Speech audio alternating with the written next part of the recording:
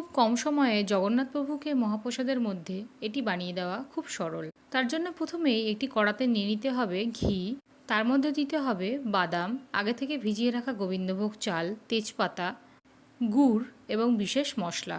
তার সঙ্গে দিয়ে দিতে হবে একটুখানি জায়ফল গুঁড়ো।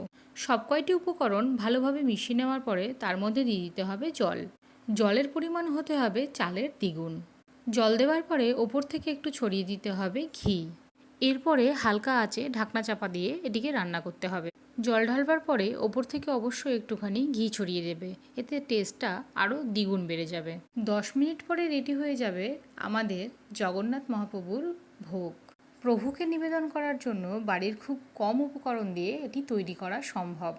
জগন্নাথ দেবের অন্ন 56 ভোগের মধ্যে এটি আমার করতে সবথেকে কম সময় লেগেছিল।